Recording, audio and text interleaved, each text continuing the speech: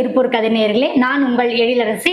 இன்னைக்கு நம்ம இந்த வீடியோல என்ன பார்க்க போறோம்னா, நம்ம பார்க்க போற மெயினான சப்ஜெக்ட் வந்து குழந்தைங்களுக்கு வர ஃபீவரை பத்தி தான். ஆமாங்க, இப்ப பெரிய டாஸ்க் பேரண்ட்ஸ்க்குன்னா அது குழந்தைங்களுக்கு வந்து ஃபீவர் வர்றதை பத்தி தாங்க. ஸோ அப்படி ஏன் குழந்தைங்களுக்கு ஃபர்ஸ்ட் ஆஃப் ஆல் ஃபீவர் வருது, அப்படி வந்தா அதுக்கான சிகிச்சை முறை நம்ம என்னென்ன எடுத்துக்கணும் அப்படிங்கிறத பத்தி தான் இந்த வீடியோ நம்ம பார்க்க போறோம். அதை பத்தி பொதுநலம் மற்றும் குழந்தைகள் நல மருத்துவர் மிஸ்டர் அருள்குமார் அவர்கள் நம்மளோட இணைஞ்சிருக்காங்க. தொடர்ந்து அவர்கிட்ட குழந்தைங்களுக்கு வர ஃபீவரை பத்தியும் அதுக்குண்டான சிகிச்சை முறைகளை பத்தியும் கேட்டு தெரிஞ்சுக்கலாம். வாங்க. வணக்கம் டாக்டர். ஹலோ மேம், வணக்கம். நல்லா இருக்கீங்களா? நல்லா இருக்கீங்க. சூப்பருங்க சார். சார், இப்போ ஸ்கூல் எல்லாமே ஸ்டார்ட் ஆயிடுச்சு. ஆனா காமனா இருந்துட்டு வர்றது என்னன்னா, குழந்தைங்களுக்கு நிறைய இந்த ஃபீவர்ன்ற ஒரு இஷ்யூ வந்து எல்லா பேரண்ட்ஸுமே சேலஞ்சஸா போயிட்டு இருக்குங்க சார். ஸோ அப்படி இருக்கும்போது இதை நினைச்சு பேரண்ட்ஸ் வந்து ரொம்ப ஒரி பண்ணணுமா? இந்த டைம்ல வந்து குழந்தைங்களுக்கு அப்படி என்னதான் நடக்குதுங்க doctor? Thank you for inviting. Actually இப்போ நீங்கள் சொல்கிற மாதிரி ஸ்கூல் ஸ்டார்ட் ஆனதுக்கப்புறம் ஃபீவர் அதிகமாக வரதை நம்மளால் பார்க்க முடியுது. நம்ம தெரிஞ்சுக்க வேண்டியது என்னென்னா, ஃபீவருங்கிறது ஒரு சைன், அது ஒரு அறிகுறி, அது நோய் கிடையாது. குழந்தைகளுக்கு பெரும்பாலாக வரக்கூடிய காய்ச்சல் சிம்பிள் வைரல் ஃபீவர், அது 2 to 3 days அதுவே செட்டில் ஆகிடும். அதுக்கு நம்ம ரொம்ப பெருசாக பேனிக் ஆக வேண்டிய அவசியம் இல்லை. ஃபீவர் வரும் பொழுது நம்ம முக்கியமா என்ன கவனிக்கணும் அப்படின்னா, குழந்தைகளோட ஆக்டிவிட்டியும் அண்ட் பிஹேவியரை தான் நம்ம ரொம்ப கவனிக்கணும். அந்த டெம்பரேச்சர் பின்னாடி இருக்கக்கூடிய நம்பர் பின்னாடி நம்ம ஓடிட்டே இருக்கக்கூடாது. குழந்தைகள் நல்லா ஆக்டிவா இருக்காங்க, ஓடி ஆடி விளையாடுறாங்க, ஃபீவர் இருக்கும் பொழுதும் அவங்க இன்டேக் நல்லா இருக்குது, யூரின் அவுட்புட் நல்லா இருக்கு அப்படின்னா அந்த டைம்ல வரக்கூடிய டெம்பரேச்சருக்கும் ஃபீவருக்கும் நம்ம பெருசா பேனிக் ஆக வேண்டிய அவசியம் இல்லை. இது கண்டிப்பா ஒவ்வொரு பேரண்ட்ஸும் தெரிஞ்சுக்க வேண்டிய விஷயம். டாக்டர், அதே மாதிரி இப்போ ஃபீவர்னு வந்தாலே, அதாவது லேசா உடம்பு சூடா இருந்தாலே இப்ப டெம்பரேச்சர் பார்க்க ஆரம்பிச்சிடறாங்க. முன்னாடி ஹாஸ்பிட்டல் வந்து பார்ப்போம், இப்ப வீட்டுல எல்லாருமே பார்க்க ஆரம்பிச்சிடறாங்க பேரண்ட்ஸ். அந்த டெம்பரேச்சர் லெவல் வந்து எவ்வளவு இருந்தா அது ஃபீவர் நம்ம கன்சிடர் பண்ணணும் ஒண்ணு. இன்னொன்னு, அந்த மாதிரி ஃபீவர் நம்ம கண்டுபிடிச்சதுக்கு அப்புறம் என்ன மாதிரியான மெடிசன் வந்து நம்ம குழந்தைங்களுக்கு ப்ரொவைட் பண்ணணும் டாக்டர்? ஆக்சுவலி நம்ம டெம்பரேச்சர் 100.4 டிகிரி ஃபாரன்ஹீட்டுக்கு மேல போச்சுன்னா தான் நம்ம அதை ஃபீவர்னு கன்சிடர் பண்ணிக்கலாம். பட் நான் முன்ன சொன்ன மாதிரி டெம்பரேச்சர் ஹையா இருக்கிறதுக்காக நீங்க மெடிசன் கொடுக்கணுங்கிற அவசியம் இல்லை. ஒரு குழந்தைக்கு ஃபீவர் இருந்தாலும் நான் முன்ன சொன்ன மாதிரி ஓடி ஆடி விளையாடிட்டு இருக்காங்க, ஆக்டிவா இருக்காங்கன்னா அந்த குழந்தைய பிடிச்சி வச்சுட்டு நம்ம மருந்து ஊத்துறதுங்கிறது தவறு, அது அவசியமும் கிடையாது. அதுவும் சரியா போயிடும் அப்படிங்கிறீங்க மேடம்? அந்த டைம்ல அது தேவை கிடையாது. ஏன்னா குழந்தை ஆக்டிவா தான் இருக்காங்க, குழந்தை கம்ஃபர்ட்டா இருக்காங்க, ஓடி ஆடி விளையாடுறாங்க. சோ அந்த டெம்பரேச்சரை நம்ம குறைக்கிறது முற்படக்கூடாது. குழந்தை ஃபீவர் இருக்கும்போது கொஞ்சம் சோர்வா இருக்காங்க, இன்டேக் எடுத்துக்க மாட்டேங்கிறாங்க, கை கால்லாம் வலி சொல்றாங்க அப்படின்னா அந்த சமயத்துல அந்த டெம்பரேச்சர் குறைக்கிறதுக்கு நம்ம பாராசிட்டமால்ங்கிற மெடிசன் யூஸ் பண்ணலாம். ஃபீவரை குறைக்கிறதுக்கு பாராசிட்டமால் தவிர இபுப்ரோஃபென், மெஃபனமிக் ஆசிட் இந்த மாதிரி மெடிசன்ஸும் சில பேரண்ட்ஸ் யூஸ் பண்றாங்க. பட் ஆக்சுவலி நம்ம தெரிஞ்சுக்க வேண்டியது என்னன்னா, the very best and safe medicine for children paracetamol தான். ஸோ இதை தாண்டி நீங்க மற்ற மெடிசன்ஸை யூஸ் பண்றதுக்கு முற்பட வேண்டாம். So best and safe medicine paracetamol. அதுவுமே குழந்தைகள் ஃபீவர் இருக்கும் பொழுது கொஞ்சம் டல் லுக்கிங்கா இருக்காங்க, சோர்வா இருக்கிறாங்க, கை கால்லாம் கொஞ்சம் வலிக்குதுன்னு சொல்றாங்கன்னா அந்த டைம்ல நீங்க பாராசிட்டமால் கொடுக்கணும். அது கரெக்டான டோஸ்ல கரெக்டான ஃப்ரீக்வன்சில கொடுக்கணும். நம்ம தவறுதலா அதிகப்படியான டோஸோ இல்ல ரொம்ப ஃப்ரீக்வெண்டாவும் கொடுத்தோம்னா அதுவே குழந்தைகளுக்கு பாதிப்பா மாறுறதுக்கும் வாய்ப்புகள் இருக்கு. டாக்டர், இப்போ குழந்தைங்களுக்கு டெம்பரேச்சர் ஜாஸ்தி ஆச்சுன்னா, அவங்களுக்கு ஹை ஃபீவர் அப்படி இருக்கும்போது அவங்களுக்கு ஃபிக்ஸ் வர்றது, மூளை அதிகமா பாதிக்கும் அப்படிங்கிற மாதிரிலாம் ஒரு தாட் இருக்குங்க டாக்டர். அது எந்த அளவுக்கு உண்மை? ஆக்சுவலி சின்ன குழந்தைகளுக்கு, எஸ்பெஷலி 5 வயசுக்கு கீழே இருக்கக்கூடிய குழந்தைகளுக்கு டெம்பரேச்சர் ரொம்ப ஹை ஆகும் பொழுது சில சமயங்கள்ல இந்த மாதிரி ஃபிட்ஸ் வரதை நம்மளால பார்க்க முடியுது. பட் எல்லா ஃபிட்ஸும் குழந்தைகளுக்கு சிவியரான பிரெயின் டேமேஜ் ஏற்படுத்துமா, இல்ல குழந்தைகளோட வளர்ச்சியில குறைபாடுகள் ஏற்படுத்துமானா கண்டிப்பா கிடையாது. மோஸ்ட் ஆஃப் த டைம் அது எந்த ஒரு பாதிப்பையும் ஏற்படுத்துறது கிடையாது. இந்த காய்ச்சல் வரும்போது வரக்கூடிய வலிப்புகளை நம்ம சிம்பிள் ஃபிட்ஸ், காம்ப்ளெக்ஸ் ஃபிட்ஸ் ரெண்டா பிரிப்போம். அதாவது காய்ச்சல் வந்து முதல் 24 மணி நேரத்துக்குள்ள ஃபிட்ஸ் வந்துடுது. அப்படி வந்த ஃபிட்ஸ் 1 நிமிஷம் 2 நிமிஷத்துக்குள்ள இமீடியட்டா சரியாயிடுது, உடனே திரும்ப குழந்தைகள் சுயநினைவுக்கு திரும்பிடுறாங்க அப்படின்னா அது நம்ம பயப்பட வேண்டிய ஃபிட்ஸ் கிடையாது. அது ஜென்ரலாவே ஒரு சளீர்மல் மாதிரி ஒரு தொந்தரவு தான். பட் இதே காய்ச்சல் வந்து வித்தின் 24 hours வரக்கூடிய ஃபிட்ஸ் ஒரு தடவைக்கு மேல திரும்ப திரும்ப வந்துகிட்டே இருக்குது, இல்ல ஒரு தடவை வந்த ஃபிட்ஸ் தொடர்ந்து ஒரு அரை மணி நேரத்துக்கு மேலேயும் ஃபிட்ஸ் தொடர்ந்து இருந்துகிட்டே இருக்குது. ஃபிட்ஸ் வந்து சரியானதுக்கு அப்புறமும் குழந்தையோட சுயநினைவு சீக்கிரத்துல திரும்பல அப்படின்னா அது நார்மல் ஃபிட்ஸ் கிடையாது. அந்த டைம்ல பேரண்ட்ஸ் ரொம்ப கேர்ஃபுல்லா இருக்கணும். நம்ம டாக்டரை இமீடியட்டா கன்சல்ட் பண்ண வேண்டியது ரொம்ப அவசியம். பீடியாட்ரிஷியன்ஸ் என்ன சொல்றாங்களோ அதை ப்ராப்பரா ஃபாலோ பண்ணிக்கணும். ஸோ பட் நம்ம தெரிஞ்சுக்க வேண்டியது என்ன அப்படின்னா, பெரும்பாலான நேரங்கள்ல காய்ச்சல் வந்து வரக்கூடியது இந்த சிம்பிள் ஃபெப்ரைல் ஃபிட்ஸ் தான். ஸோ அதுக்கு நம்ம பெருசா பேனிக் ஆக வேண்டிய அவசியம் கிடையாது. டாக்டர், இப்ப ஃபிக்ஸ் வந்ததுமே குழந்தைய சில பேர் வந்து தூக்கிட்டு போக கூடாது அப்படின்னு சொல்லுவாங்க. அதாவது குழந்தைய தூக்கிட்டு ஓடுறாங்க ஹாஸ்பிட்டலுக்கு. அந்த மாதிரி ஃபிக்ஸ் வந்த குழந்தைய தூக்கிட்டு ஓடக்கூடாதுன்னு சொல்றது எந்த அளவுக்கு டாக்டர் உண்மை? மேடம், ஆக்சுவலி ஃபிட்ஸ்னு வரும்பொழுது நம்ம மெயினா பார்க்க வேண்டியது குழந்தைகளுக்கு ஆஸ்பிரேட் ஆகாம பார்த்துக்கணும். அதாவது நம்ம வாய் வழி அந்த டைம்ல எதுவும் கொடுத்துடக்கூடாது. அப்படி ஆஸ்பிரேட் ஆகுது, அதாவது புறையேறுது அப்படின்னா நுரையீரலுக்குள்ளார அந்த தண்ணியோ இல்ல அவங்க வாமிட் எடுக்கக்கூடிய அந்த சப்ஸ்டன்ஸோ உள்ள போய் பெரிய பாதிப்புகள் ஏற்படுத்துறதுக்கு வாய்ப்பு இருக்கு. ஸோ நம்ம என்னென்ன விஷயங்கள் பண்ணக்கூடாது அந்த சமயத்துல அப்படின்னா, அந்த டைம்ல வாயில ஏதோ ஒன்று ஊத்துறது, தண்ணியை முகத்துல தெளிக்கிறது, கையில இரும்பு பொருட்கள் கொடுக்கறது, அந்த மாதிரியான விஷயங்கள் நம்ம பண்ணக்கூடாது. சம்டைம் அந்த மாதிரி கையில இரும்பு பொருட்கள் கொடுக்கும் பொழுது குழந்தைகள் அந்த ஃபிட்ஸ் காரணமா தன்னை தானே தாக்கிக்கிறதுக்கான ரிஸ்க்கும் இருக்குது. பட் தூக்கிட்டு ஓடக்கூடாது அப்படிங்கிறது அந்த டைம்ல நம்ம as early as possible ஹாஸ்பிட்டலுக்கு நம்ம போகணும். மோஸ்ட் ஆஃப் த டைம் பேரண்ட்ஸ்க்கே நிறைய பேருக்கு தெரியுது, வீட்ல ஃபிட்ஸ் வந்துச்சுன்னா நம்ம ஃபிட்ஸை கண்ட்ரோல் பண்றதுக்கு ஸ்ப்ரே மாதிரியான ஐட்டம்ஸ் எல்லாம் இருக்கு. அது ஒரு தடவை ஃபிட்ஸ் வந்துட்டு போனதுக்கு அப்புறம் பேரண்ட்ஸ்க்கே நம்ம அட்வைஸ் பண்ணிடுவோம். ஸோ அந்த மாதிரி சில விஷயங்கள் சில சமயம் பேரண்ட்ஸ் வீட்ல யூஸ் பண்றாங்க. பட் ஃபிட்ஸ் வந்ததுக்கு அப்புறம் நம்ம மெயினா பண்ண வேண்டியது தலையை ஒரு பக்கமா உருக்கழிச்சுக்கிறது. சோ தட் அவங்க அதை ஆஸ்பிரேட் பண்ணாம இல்ல வாயில இருக்கக்கூடிய அந்த எச்சிலோ இல்ல உமிழ்நீரையோ இல்ல வாமிட் வரும்போது சம்டைம் அந்த டைம்ல வாமிட்டும் வரும். அந்த வாமிட்டஸையும் அவங்க ஆஸ்பிரேட் பண்ணாம இருக்கிறதுக்கு நம்ம மெயினா தலையை ஒரு பக்கமா இது பண்ணி வச்சுக்கணும். கொஞ்சம் அவங்கள ஃப்ரீயா காத்தோட்டம் இருக்க மாதிரியான இடத்துல வச்சுக்கணும். பட் 1 or 2 மினிட்ஸ்ல ஃபிட்ஸ் கண்ட்ரோல் ஆகலைன்னா கண்டிப்பா நம்ம ஹாஸ்பிட்டல் கூட்டிட்டு போறது அவசியம். ஒரு 5-10 மினிட்ஸ்க்கு மேலேயும் ஃபிட்ஸ் இருக்கும் பொழுது நம்ம தூக்கிட்டு ஓடக்கூடாதுங்கிறதுக்காக வீட்லயே வச்சுட்டு இருக்கிறது ரொம்ப தவறு. சோ இந்த விஷயங்கள் பண்ணணும், இந்த விஷயங்கள் பண்ணக்கூடாதுங்கிறது as a parent நம்மளுக்கு தெரிஞ்சிருக்கணும். அது எஸ்பெஷலி ஒரு தடவை ஃபிட்ஸ் வந்திருக்கு அப்படின்னா திரும்பவும் காய்ச்சல் வரும்போது வரதுக்கு வாய்ப்பு இருக்கிறதுனால இந்த விஷயங்கள் கண்டிப்பா ஒரு பேரண்ட்ஸ்க்கு தெரிஞ்சிருக்கணும். டாக்டர், இப்ப குழந்தைங்களுக்கு காய்ச்சல் வரும்போது தண்ணி வச்சு துடைக்கணும் அப்படின்னு சொல்றாங்க. அது நார்மல் வாட்டர்லயும் துடைக்கலாமா இல்ல கோல்டு வாட்டர் தான் துடைக்கணுமா? அட் சேம் டைம் வந்து நம்ம மருந்து கொடுக்கும்போது கொடுக்கறதோட ஈர துணியும் வந்து நெத்தியில 10 மாதிரி போட்டு வைப்பாங்க டாக்டர். அது நம்ம பண்ணலாமா? அதுவுமே வந்து கோல்டு வாட்டர்ல பண்ணலாமா இல்ல நார்மல் வாட்டர்ல பண்ணலாமா? ஆக்சுவலி ஸ்பீக்கிங், டெம்பரேச்சர் ரைஸ் ஆகும்போது 100% நம்ம கோல்டு வாட்டர் குழந்தைகளுக்கு யூஸே பண்ணக்கூடாது. நம்ம கோல்ட் வாட்டர் யூஸ் பண்ணும் பொழுது அது குழந்தைகளுக்கு குளிரை ஏற்படுத்தி ஷிவரிங் ஏற்படுத்தி மேலும் அவங்களோட டிஸ்கம்ஃபர்ட்டை அதிகப்படுத்தும். மேபி வெளியே தொட்டு பார்க்கும்போது நம்மளுக்கு கூலிங் ஆன மாதிரி தெரியும், ஆனா உள்ளுக்குள்ள டெம்பரேச்சர், கோர் டெம்பரேச்சர்னு சொல்லுவோம், அது இன்னும் ரொம்ப அதிகமாகும் அந்த நடுக்கத்தினால. ஸோ 100% நம்ம கோல்ட் வாட்டர் நம்ம துடைக்கிறதுக்கு யூஸ் பண்ணக்கூடாது. இப்போ வரக்கூடிய ரீசன்ட் கைட்லைன்ஸ் எல்லாமே அந்த ஈர துணி வச்சு துடைக்கிறதே வேண்டாங்கிறத ரெக்கமெண்ட் பண்றாங்க. சப்போஸ் டெம்பரேச்சர் ரொம்ப ஹையா இருக்கு, நம்ம பாராசிட்டமால் கொடுத்தும் குறையறதுக்கு கொஞ்சம் டைம் எடுக்குது அப்படிங்கிற பட்சத்துல நம்ம டெபிட் ஸ்பாஞ்சிங் கொடுக்கலாம்னு முடிவு எடுத்தோம்னா நார்மல் ரூம் டெம்பரேச்சர்ல இருக்கக்கூடிய வாட்டர் தான் நம்ம யூஸ் பண்ணணுமே தவிர ரொம்ப சில் வாட்டரோ இல்ல கோல்ட் வாட்டரோ 100% நம்ம யூஸ் பண்ண கூடாது. கண்டிப்பா. டாக்டர், இப்ப குழந்தைங்களுக்கு ஃபீவர் வரும்போது அவங்கள வீட்ல எப்படி மேனேஜ் பண்றது? என்னென்ன மாதிரியான சிம்டம்ஸ் இருந்தா அவங்க நம்ம இமிடியேட்டா ஹாஸ்பிட்டலுக்கு கூட்டிட்டு போகணும் டாக்டர்?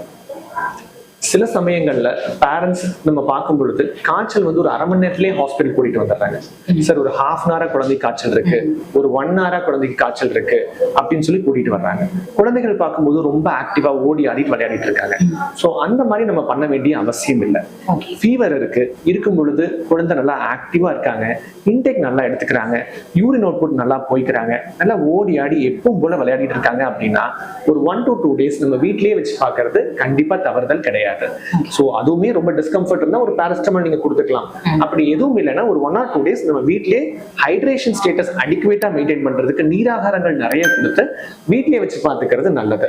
பட் இதே ஃபீவரோட சேர்த்து குழந்தை டல்லா இருக்காங்க, யூரின் ஒழுங்கா போக மாட்டேங்கிறாங்க, இன்டேக் எடுத்துக்க மாட்டேங்கிறாங்க, படுத்தே இருக்கிறாங்க, ரொம்ப சோர்வா இருக்கிறாங்க, காய்ச்சலோட சேர்த்து அதிகப்படியான இரும்பல், வாந்தி, வயிற்றுப்போக்கு, இல்ல யூரின் போகும்போது வலி, எரிச்சல், இந்த மாதிரி மற்ற அறிகுறிகள் சேர்ந்து வருது அப்படின்னா கண்டிப்பா நம்ம இமீடியட்டா ஹாஸ்பிட்டல் போக வேண்டியது அவசியம்.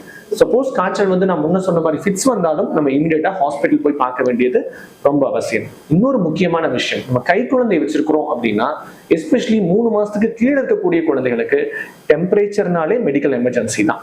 ஸோ ரொம்ப சின்ன குழந்தைகளுக்கு டெம்பரேச்சர் ஈவன் 1/2 hour இருந்தாலும் அதை நம்ம அர்ஜென்ட்டா காட்ட வேண்டியது ரொம்ப அவசியம். ஸோ எந்த மாதிரி இருந்தால் நம்ம வீட்டில் வச்சு பார்க்கணும், எப்படி இருந்ததுன்னா நம்ம இமீடியட்டாக ஹாஸ்பிட்டல் கூட்டிட்டு போகணுங்கிறது ஆஸ் அ பேரண்டாக நம்ம எல்லாரும் அதை பற்றி தெரிஞ்சு வச்சிருந்துருக்கணும். டாக்டர், இப்போ வீட்டில் பெரியவங்களாம் இருக்காங்க, ஆயா தாத்தா அந்த மாதிரிலாம் இருக்காங்க அப்படின்னா அவங்க இந்த நாட்டு மருந்து இதெல்லாம் வந்து ப்ரெஸ்கிரைப் பண்ணுவாங்க, அதெல்லாம் எடுத்துக்கலாமா? இப்போ யாரும் எடுத்துக்கிறது இல்லை, இருந்தாலும் சில பேரண்ட்ஸ் இன்னமும் கொடுக்கறத நாங்கள் பார்த்துருக்குறோம். ஸோ அந்த மாதிரி எடுக்கலாமா அப்படின்னு கேட்குறேன். மேடம், ஆக்சுவலி நம்ம எடிபிளான சப்ஸ்டன்ஸ் நம்ம வீட்டில் அன்றாடம் எடுத்துக்கக்கூடிய உணவுகளை வச்சு அவங்க ஏதோ ஒன்று பண்ணி கொடுக்குறாங்கன்னா அது தப்பு கிடையாது. பட் நம்ம பேரே தெரியாத ஏதோ ஒரு இலை தலையை போட்டு ஏதோ ஒன்று பண்றது, என்ன காம்பனன்ட்னே தெரியாம அதை நம்ம யூஸ் பண்றது, அது எஸ்பெஷலி குழந்தைகளுக்கு கொடுக்கறதுங்கிறது ரொம்ப தவறு. இன் ஜெனரல் இந்த நாட்டு மருந்து அதெல்லாமே நம்ம குழந்தைகளுக்கு அவாய்ட் பண்ணிக்கிறதா நல்லது. சரிங்க. நம்ம அன்றாடம் எடுத்துக்கக்கூடிய ஒரு எடிபிள் சப்ஸ்டன்ஸ் அது பெருசா எந்த ஹார்மும் கிடையாது அப்படிங்கிறது கொடுக்கறது தவறுதல் கிடையாது. ஆனா அது கொடுக்கறதுனால காய்ச்சல் கண்டிப்பா குறையணும் சொல்ல முடியாது. பட் அது என்ன அவங்க கொடுக்குறாங்க அப்படிங்கறத பொறுத்து தான் அது கொடுக்கலாமா வேண்டாமா நம்ம சொல்ல முடியும்.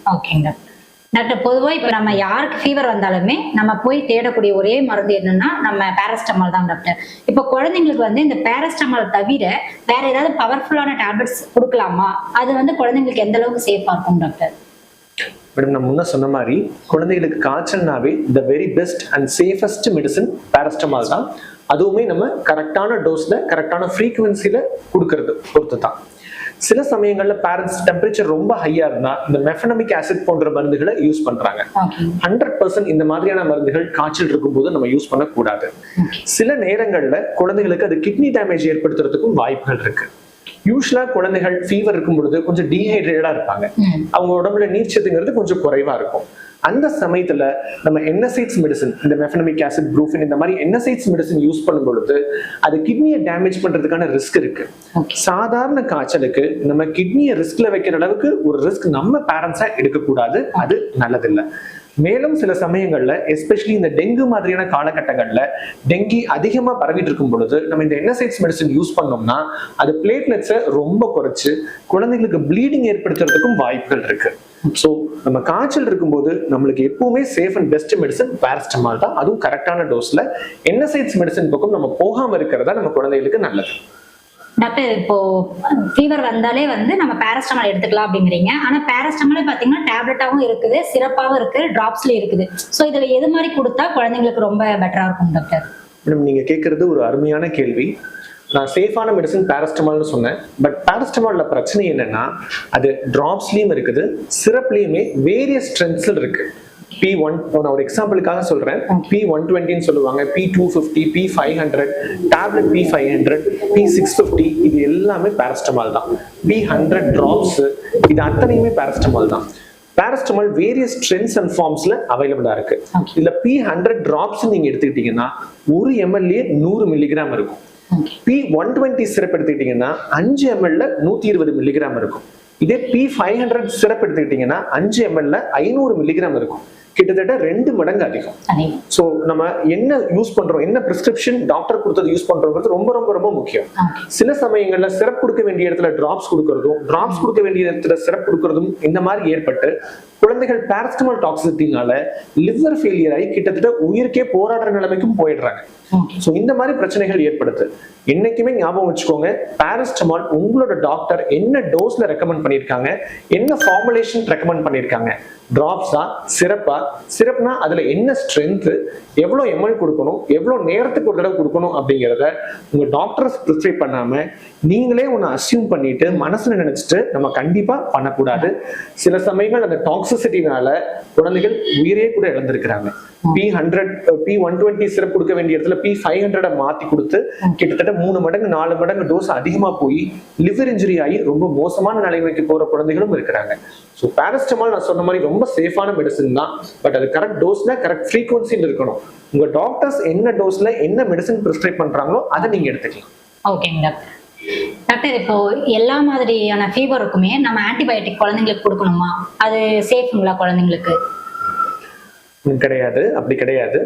குழந்தைகளுக்கு பெரும்பாலான டைம்ல வரக்கூடிய காய்ச்சல் வைரல் ஃபீவர்.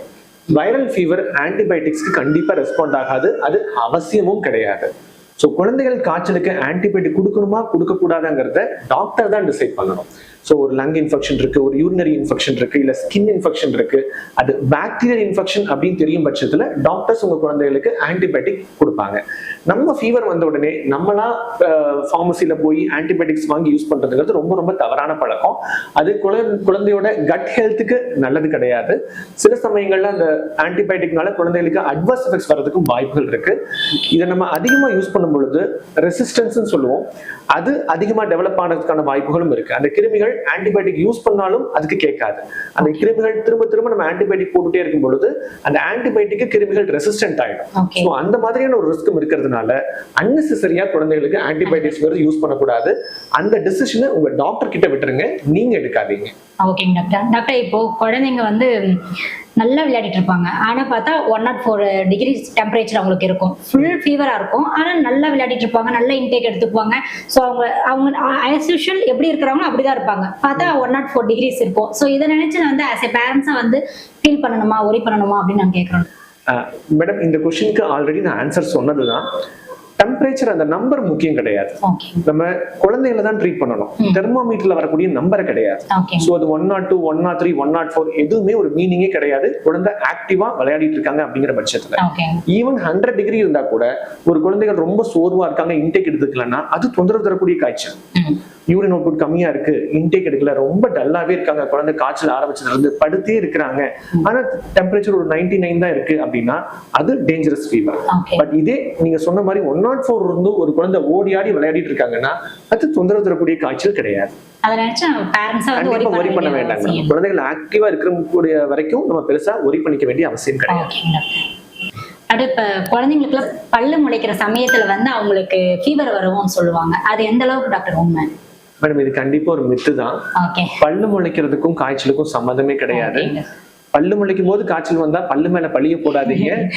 அது காய்ச்சல் எதனால வந்ததுன்னு சொல்லி நம்ம அதை ட்ரீட் பண்ண வேண்டியதுதான் அவசியம் மேடம். ஓகேங்க டாக்டர். டாக்டர், இப்போ குழந்தைங்களுக்கு வர ஃபீவர் சம்பந்தமா நீங்க பேரண்ட்ஸ்க்கு சொல்ற அட்வைஸ்னா என்ன டாக்டர் சொல்வீங்க? மேடம், ஃபீவர் வரும் பொழுது குழந்தைகளோட ஹைட்ரேஷன் ஸ்டேட்டஸ் அடிக்குவேட்டா பாத்துக்கோங்க. நீராகாரங்கள் நிறைய கொடுக்கணும், அது ரொம்ப ரொம்ப ரொம்ப முக்கியம். மோஸ்ட் ஆஃப் த டைம் ஃபீவர்ல வரக்கூடிய ஒரு முக்கியமான காம்ப்ளிகேஷன் டீஹைட்ரேஷன் தான். அதனாலதான் குழந்தைகள் ரொம்ப சோர்ந்து போயிடுறாங்க. புளிப்பில்லாத ஃப்ரெஷ்ஷான மோர், அரிசி கஞ்சி, ஃப்ரெஷ்ஷான இளநீ, இந்த மாதிரி ஏதோ ஒரு நீராகாரம் நம்ம குழந்தைக்கு கொடுத்து யூரின் நிறைய போற மாதிரி பாத்துக்கணும். ORS, இந்த மாதிரி நீங்க ஏதாவது ஒரு நீராகாரம் கொடுக்க வேண்டியது ரொம்ப முக்கியம். சேஃபான மெடிசன் பாராசிட்டமால், அதுவுமே நீட் இருந்தா மட்டும் கொடுங்க. குழந்தைகள் டல்லா இருக்காங்க, கை கால் வலிக்குது, தலை வலிக்குதுன்னு சொல்றாங்கன்னா நம்ம கொடுத்துக்கலாம். 6 hours ஒன்ஸ் கரெக்டான டோஸ்ல கொடுங்க.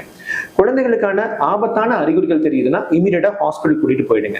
குழந்தைகள் வேகமா மூச்சுடுற மாதிரி தெரியுது, டல்லா இருக்காங்க, யூரின் அவுட்புட் குறையுது, வாந்தி வயிற்றுப்போக்கு இருக்கு, ரொம்ப இரும்புறாங்க அப்படின்னா கண்டிப்பா நம்ம அந்த மாதிரி சமயங்கள்ல வீட்டுல வச்சு பார்க்க கூடாது.